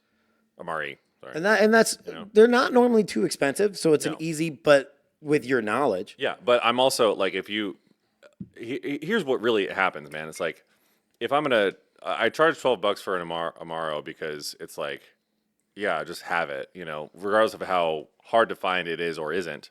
But if I'm going to actually give someone the experience of being sitting on the bar and experiencing Amaro for the first time, you're not having one, dude. You're gonna have a few, and I'm not gonna charge you for it because, like, why would I? yeah, You know, I'm opening a door for you to be more interested. Are you gonna buy something else after that? Probably not. I don't care. Like James and Keith and David, who was a bar manager before me, like we have this whole ethos. It's like, I'm not saying it's not about making money, because all business is about making money. But if I can make your night better, if like you're my boy, you're gonna come in, I'm gonna give you a Amaro because you're my friend, you know. But I always tell my servers, I tell my bartenders, like, I would much rather comp a dessert, or more so because I control the liquor cost. I would much rather comp an Amaro, or like come over. I'll bring over a tray. Like, we don't have a cart, but I'll bring over a tray of Fernets, different Fernets that you've never seen. yeah, because everyone, half the people think just Fernet is Fernet Branca. Yeah, you know, it's like I wanna educate you, but I want to give you an experience that you can't have most other places. It's giving something else to the like. Again, the comp isn't what's important. No. You know, and when I pour wow. samples, it might not even be a full shot. Yeah. You know, all together. Let's say there's two people there, and I bring out 3 Amaro because I like to show the difference between like a pastry over to a medicinal. Yeah. You know, whereas and then we just had Angostura, I would say that's almost middle of the road, leaning a little pastry because it's got a sweetness to it. That's Absolutely. You know, this is a great, like, pseudo beginner Amaro if you can handle it. You know, like if people can drink darker spirits. well, I feel like they might have changed that recipe because the first time I tasted it, drier, right? I just remember it being, like way more of a punch in the face. And when I got this, I was like, wait, why is this so good and like balanced and almost like not oversweet, but it is a sweeter Amaro. It kind of tastes like and smells like Coca-Cola a little bit. I get that with a lot of those middle ground Amaro. For Amaro. Or actually, you know what? Foro has a lot of anise though too. Rhum Zotti gets root beer. Fernet, which one? You know what Fernet is so cola-y is Throwback Fernet. Throwback from Black Market Spirits. They're out of I believe they're out of California. Yes, there it is. Yeah, it tastes like Coca-Cola, man. I have a bottle that someone mentioned on Yo, this podcast. For the record, these guys are dope. All right, and I'm not just saying that because I know them. They're the nicest guys in the world.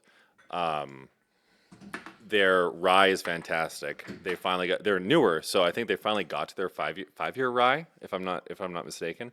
And you know, I just like doing business with people that are cool. You know, Aged rye too is. Well, I'm gonna give my business aged rye. I just really enjoy it. And Oh, yeah. it's expensive.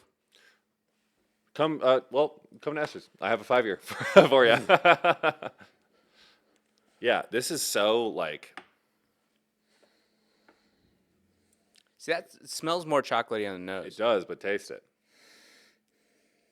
Man, that's very chocolate on the nose though. Good call. It's like cola and sarsaparilla. I appreciate you, but not compared to what he was saying. Like, this has some. I mean, the sarsaparilla for sure, but it's like when like man.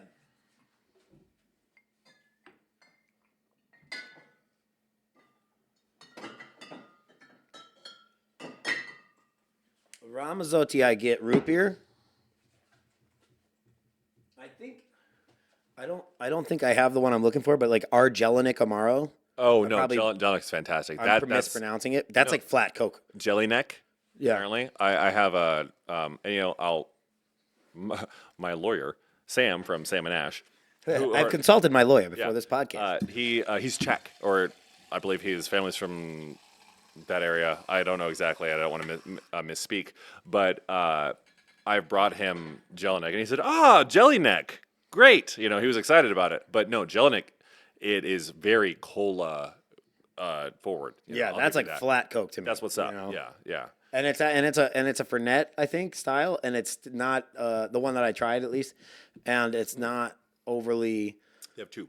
Okay, yeah, and the Fernet version is like flat Coke, and it's actually much more approachable than like Bronca or the other ones for a beginner. I love Fernet. I currently have 2 Fernet coins on me. You just walk around with 2 Fernet coins. I do. That's awesome. Yeah, I do. It's kind of pretentious. Challenge coins. Yeah, I mean, no one does it. We need to bring it back. Well, like you know what the best challenge coin I ever got was a real military challenge coin from the commander of I don't know proper words, so I'm not going to say it, but like a commander in the Air Force. She was dope, and she just liked my service, and she made me salute and accept it like that instead of just like a Joe Schmo civilian, which was really fucking cool, And I had a military family that I knew that was sitting on the bar, and they were like, "That was so cool." I was like, "I'm so glad that you saw that because I know what that means." But I think that the history of the challenge coins is so important and like something that I think have grabbed onto, and Fernet did it. I used to have a Campari coin that I gave away to a girl that really liked Campari. Like this couple was on a date. I was at Rosina Cocktail Lounge back in the day before I think 8182 bought it. Is that them? Oh, I mean I didn't know that location because you know that area so well. Yeah. I live southwest. You're here right now. This is so far that I don't make it out there as often. This was at a palazzo.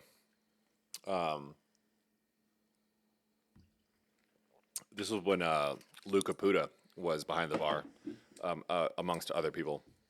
But Lou's a buddy of mine, and either way, doesn't really matter. I think the challenge coin thing is cool because it's people like something to hold on to. Again, it goes back to you're part of the club, you're part of something. And I will say the new Fernet coins are dope. Wasn't it? So I'm very fortunate in my friends. I have a friend named Aaron Offenberg that works at the San Jose Police Force. He's like a lieutenant out there. Yeah, root beer all day. I made a cocktail with that. That was root beer. Yeah. Like a root beer float riff. Yeah. But so Aaron, every time that they make a new coin, he'll give me the challenge coin because he was my regular at Capitol Grill. Yeah. That's how we became friends. Him and like the deputy chiefs and would come in, and I would just have a great like day or evening at the bar with them and really show them a good time. And it's not even like skill level with a lot of people. It's personability. Yeah. Do you make me comfortable? Yeah. And they're like, "Man, one day we got to have a drink together." I'm like, "Let me know, dude. I'm out tomorrow." And it ends up becoming those are half of my friends are my old regulars. Yeah. Me too. And do you ever feel like that's like, I don't know, man. I feel like sometimes I don't want to say sell out, but I feel like I'm so married to work sometimes. Like my friends are my regulars, but at the same time, it's like it kind of feels cheap, right? And What do you mean? You feel like a slut? a bit. I feel no, not as like for hire though. Like A hooker, I believe. like some of my Lady of the night. some of my dear friends, like people that were present on my birthday. I met through work, and like obviously that's You're not saying like what part of me isn't work? Right. I'm consumed wholly by work. Yeah, like I've had I've had ex-girlfriends be like, you work too much. I'm like, yes, I know. My current girlfriend is It's like, easy to work too much at a bar because there's just I get so much out of it, and it's though I do come home drained like energetically, because I've given so much to the people that I care about my guests. I know that sounds corny, but I do. No, dude, but like you're a good bartender.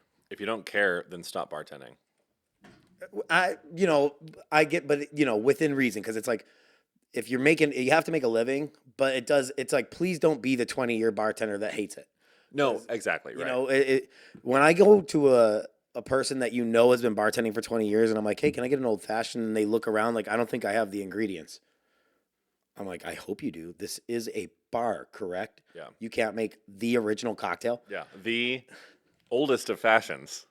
You hit them with the mojito, and they're like, "Nah, dog." Okay, Nah, I will homie. say I fucking love making mojitos. Me too. I don't care. Like the people that are like, "Oh, I hate mojitos." It's not that. Firstly, it's not hard. Grow up. Secondly, I hate making Bloody Marys. They're so easy because we pre-batch them. It's not that hard. Yeah. Grow up. I don't know, dude. Do you have any of those cocktails that you're just like, I hate this, but also it's I so... respect it. Yeah. The only time I ever hate a cocktail, you know what I do, is I'm busy as hell, and they want me to be creative and not drink a menu item. That's the worst. Oh, well, I mean, like, call back to what I was saying when I was standing up, man. I was like, I had people that like that were asking for a dealer's choice. I was like, fuck off, dude. You know, like dealer's choice right now. Are you You're in kidding the me? weeds. Well, it's like, do you really want dealer's choice? Because dealer's choice is vodka neat. Yeah, You know? yeah, dealer's 'Cause choice. it's right here. Shots. No, this guy, he was like, "Can I get a dealer's choice gin, dealer's choice tequila, dealer's choice whiskey, and then also a mule?" Hey, No, mind you, he tipped me well, and he was a nice guy, and I want him to come back. And I'm not going to treat him badly because he inconvenienced me in that time. You know, Right, but it's like you're making me think. Don't you want a fast drink? It's Yeah. like Yeah. the same person that might do that. And again, it's okay, like time and place. Sure. When I'm chilling and we're having a conversation, and you're like, make me something cool. It's like I want to do that. Yeah. But it's like, what? Sorry, I was stuck over there. I'm gonna grab it. I got your food's on the way. And then it's like, what? You ready for another beverage? And they're like, make me a new one. I'm like, same thing. And they're like, no, make me something different. And I'm like, anything off the menu? And they're like, no. But I'm like, have you tried the menu? Yeah, yeah, please. And They're that's really another good. thing. If you're such a regular that you've tried the menu, Yeah. by all means, you've earned the right to be like, dude, I've had the whole thing. Yeah. Then I'm like, touche. Yeah. All right, I'll give you that. But I had Especially when you made the menu. Yeah. It's like, dude. that's another thing. You're like, this is me off the cuff. Yeah. It's like, would you want something from me frazzled, or do you want something that I R&D'd for 2 weeks? Yeah, You where know? we smidgened this and Yeah. and torqued that. Like you know? I was so glad to have the recent experience that I did with our menu tasting. So all my bartenders make the menu.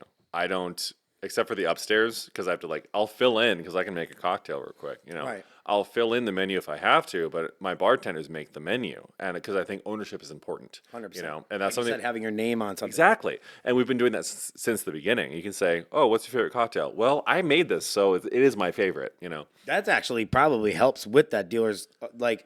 If someone's like dealer's choice, you're like, well, this is mine on the menu. You should try it. They're gonna get that. Yeah, yeah. You know? It's like it's. But the point of that, by the way, is that we're prepared for it. Yeah. If you want me to be thoughtful on your cocktail, it's going to take me time because I have people that don't need me to be thoughtful. They're going to use the systems that we have to go off of what the menu is. So now I can pick up everything on the menu is surrounding me. So now I have 10 drinks on the well, but it only takes me 5 minutes to produce those 10 drinks with garnish and on the platform for the server to pick up. Yep. Versus me going like, let me actually be thoughtful. Yeah, 1000%, dude. It takes at least twice the amount of time to make a dealer's choice. Now, you and me, we both have back pocket cocktails. So if you order something like tequila bright but not a margarita, yeah, I got some things. But that's not the point. I actually, any fucking bar that you order a dealer's choice from, so you trust the cocktail program and you know they have a program. You order a dealer's choice from, and they whip something out faster, as fast as a menu cocktail. You know that they're not taking the time to think about that shit. They're not actually. It's not for you. Yeah, They've it's made not. this 20 times. Yeah, You know what I mean? Which is okay in certain situations, Well, that's the whole point. I like Yeah. that you actually said the term back pocket cocktail. Yeah. Constantine at Bourbon, he's the owner. One of the owners, there's also Evan Glessman. He talks about, hey guys, he trusts me and a few of the other bartenders, especially Oscar, who's the lead, to do, off the cuff stuff when trusted. But then he's also like, hey guys, if you haven't been doing this for 10 years, I really don't want you to do too much off the cuff. Yeah. Because, there's, of course you could be like you said, you don't have to have 10 years in the game to have this skill, but you've done it enough. You've had enough reps in that you're like, okay, I'm not going to give them, if I'm busy, I'm not going to spend 20 minutes on this cocktail. Yeah. And I have something in my mind that they probably haven't had, but it might even be a classic. And that's fine too. It's dealer's choice, right? Right. you know? Right. But I think the difference is like, yeah, I'm busy. I'm not going to spend 20 minutes on this cocktail. I do have the experience, but I've seen, and I've been the victim of this too, you know, on the other hand, on the contrary, I've had menu cocktails delivered to me when I asked for something. And that's not when I ask for something off menu, you know, or I'm like, oh, can you make me this? So you are your own worst enemy. I am. I can be. I can be. I'm honest. I will, you know. But the thing is, it's like, if you're doing that, I'd rather you tell me that I'm an asshole than just like deliver it and say, oh, this is a thing. I'm like, oh, this tastes exactly like what I read on your menu. Has someone called you an asshole and you still tip them really well? Just curious. No one's Ask called him me for a friend. No one's I don't know what that's like. no one's called me an asshole. I always tip well. And if somebody called you an Well asshole, played. you'd still tip well? I'd probably tip better. No, but seriously, dude, if yo, I'm riding high. I get to be Mr. Cool Guy in the industry. I get to know people like G. I get to fucking like be amongst the ilk of people. Like when I'm doing a cocktail competition, you think I have to ask people to come? Like they're gonna show up, you know, and that feels so cool, man. Like people want to be there. That is the coolest fucking thing ever. I'm just a kid with a with a sandbox full of people that want to play with me, and that's again, like I said, I want to be liked. So do you. Everyone wants to be liked. I just happen to have a pretty unlimited, vis-a-vis unlimited, uh, uh, shed. If we're going with the sandbox, like terminology, you know, Yeah. like I have a lot of toys. I want to play. So do you. Like it's cool, you know. I'm lucky in that way. Speaking of toys, Right. I wanted to say as our salutations and thank you for coming. You brought this, and I wanted to cheers our way out of this. But so you brought me this cool chartreuse. You have a tattoo of chartreuse. I do. When I met the Show that one right this there. camera right here, yeah. So it's inverted because my arm hangs down this way, right? I wanted to get a douchey tattoo. Stop. It is so douchey. It's fine. I also, to be fair, I also have a Montenegro tattoo right here because I hosted a Montenegro event at the Treehouse. We did tats, and the girl that was doing the tattoo was like, "Oh, you've been drinking." I'm like, "Girl, I'm holding a glass of wine right now." Like, yes, I Yeah, have. the blood's going to be a little thinner. Yeah, you know, I got this in Chicago, at my first trip to Chicago, and I met the national Taylor Cloyes is the national chartreuse rep. She sought us out and realized like Esther's Kitchen is what it is, and so we've developed this really dope working relationship. And I think she's a fantastic person.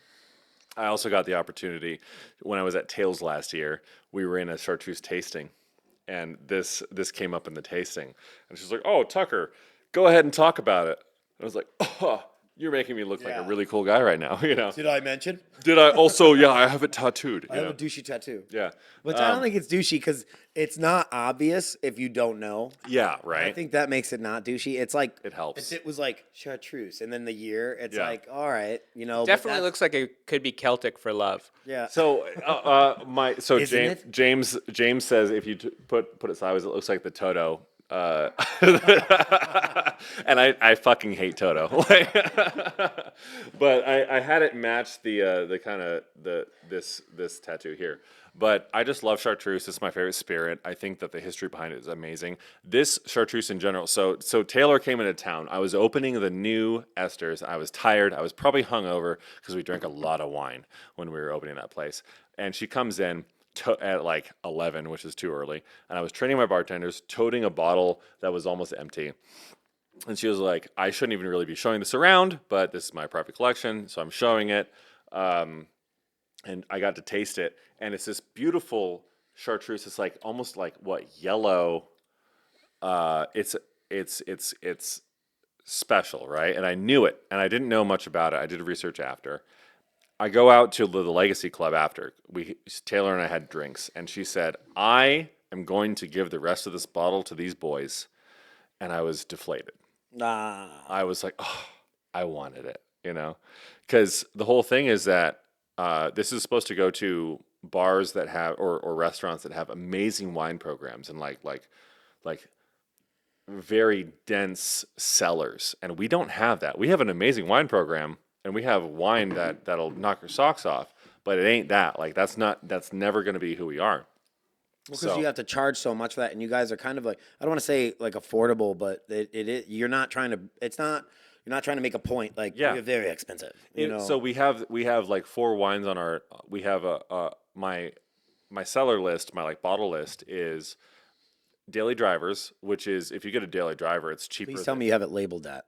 No, it is. That's amazing. Yeah, no. This is very like backyard. This is what it is. $50 to cry in the walk-in. Essentially, well, that's Jive Turkey. Yeah, exactly. It's Daily Drivers, Date Night Wines, which is the majority of the list, and then Baller Wines. Baller Wines is like, you know the label. Shut the fuck up. We're gonna give you Sassicaia for half what you would pay on the strip. Wow. Actually. Well, then, so it's actually a cool place to come and try some cool bottles. Yeah, like $400 or $500 for Sassicaia, for example. You know, you can get that, and you can pay half, and you get 2 bottles, and you pay what you would pay for Sassicaia anywhere else, right? Fair. Because it's like, you know what dead wine does if it's just not moving? Right. Cost you money. Asset prime, You know? anyways. Fuck yeah. it. It doesn't matter. Like, let's drink some good shit, right? So anyway, doesn't matter. We are not a wine restaurant in that way, in the way that it's a whole book of crazy stuff. Like, and anyway, I'm sitting up with Taylor at Legacy Club, and she says, I'm going to give this bottle to Legacy because they deserve it. I'm like, okay. Yeah. But I'm going to give you an allocation. So we are one of 6 restaurants or 6 places in Nevada that can actually carry this. We can order this. This in particular is the Moff Chartreuse. I have to read it because I don't speak French. Mouillère Ouvrière de France Sommelier. So they blended, I think, and I hope big Chartreuse doesn't come for me. They blended yellow Chartreuse in a way that is to their exceptional standards, and this is what we're having. So only 6 places in Nevada can have it. It's been out for a while, but recently introduced in Nevada, as far as I understand, and I've been lucky enough to get an allocation, and I feel very, very thankful. But I think that is a testament to what we've been doing and what Esther's is as an institution, and the fact that we really want, like, they have a rule. I can't overcharge for this either. You know, like, I'm not going to be like, oh, $100 a pour. That's bullshit. You know, it has to be approachable. Anything that we have at Esther's, for the record, is approachable. You know, you can come in on a layman's budget, on a normal person's budget, and you might ball out for a little bit, but you can still buy it. You know, Yeah. We're not gonna like. There's some places that sell normal green Chartreuse for like $50 a pour. That's insane. Get out of town. No, it's I insane. feel bad. Me and Shoemaker, especially he was the one that put me on this, but we burned through all of the stock at Sand Dollar because so what happened with Chartreuse, they didn't stop making it. The monks decided they were spending too much time on making spirits when they should actually be rounding out all that. The job of Chartreuse was to pay for the monastery. Should be monking. Yeah, they should be monking. Monks be monking. Monks be monking. Hashtag. And since they were losing sight of that, not losing sight, but they weren't focusing enough because there was a certain amount they had to keep producing. So now they've limited their production to where it's much more sustainable for the rest of their duties. And, you know, they didn't increase price or nothing. It's just, hey, this is how much we're making. Take it or leave it. Yeah. Like, sorry if you don't like that. And I respect that. And this actually is a newer product comparatively to, because this was like what, 1490 in the 1400s or 1500s? 1605 when they started it. Yeah. And this is like 2008, but they worked with a sommelier to make this cuvee. Yeah, exactly. They treat it like a wine. Yeah. You know, and they're blending it very specifically. And it's really interesting because it's like, how can you make in my opinion, a perfect spirit more perfect? Yeah. You know? Right. You're trying to improve something already that we love. Yeah. Like they did it. You guys did it. You did it hundreds of years ago. It's fine, but they're still making it like I think this in fact is somehow just as complex yet A little sweeter. a little sweeter, as the yellow always is. Always, it's easier on the palate. That's proof, right? Because it's like 10, because this is 50, 40, 45. 45%, and I think what is 50, 54 for the green. Yeah, it's a bit higher, but even then, man, it's like I said proof. That's percentage. Hey, math. I keep doing that. It's an American thing, right? Like ABV is European, and proof is American. I fully don't know. Alcohol by volume, it's just math.